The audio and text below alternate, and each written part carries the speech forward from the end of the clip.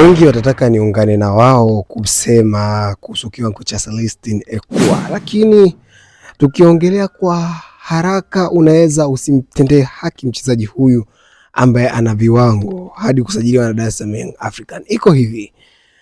Kwa mchezaji kama Celestine Ekwa kuna vitu ambavyo anavyo ambavyo unaweza usivielewe kwa macho ya kawaida, lakini ukiangalia kwa macho ya kidadisi zaidi na macho ya kisoka ndio unaweza ukaviona na ukavitathmini.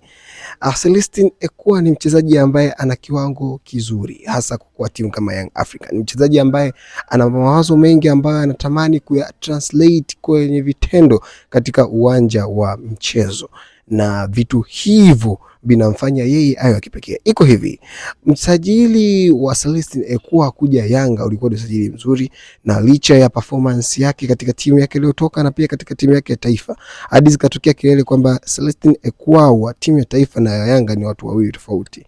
Skills alizonazo, movement alizonazo na action ya kuchukua katika mpira hasa pale matokeo yanapokuwa magumu, hivyo ndio vitu vinavyomtem mchezaji katika piki yake ya performance.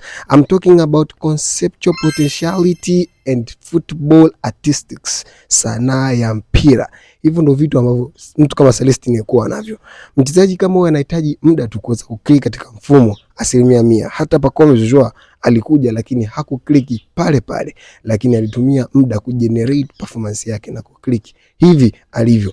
Na nipende tu kuambia kwa mchezaji kama Celestine Ekwa tunaweza tukapata Pacome mwingine katika misimu miwili au mitatu ijayo, kwa jinsi ambavyo anaonesha kitu alichonacho. Angalia mechi ya jana, anaweza kufunga goli outside the box Kevin style, anatoka kona kutoka pembeni anakuja katikati anafunga. Ile sio goli ambalo la kawaida. Kumtafuta kipa katika far post ya juu engo ya 90 kama ile sio kitu ambacho ni cha kubeza. So kufanya maamuzi kama yale wakati kama hule na kupiga mpira kwa kiwango kile, hiyo ndio artistic football, sanaa ya mpira yenyewe tunayoongelea. A player with conceptual potentiality. Mchezaji kama huyo Celestine Ekwa. Fuatilia vizuri kuhusu jamaa, unaweza kaelewa nini ninachokiongelea. Hizi sio porojo, lakini ni uchambuzi mahiri wa mpira.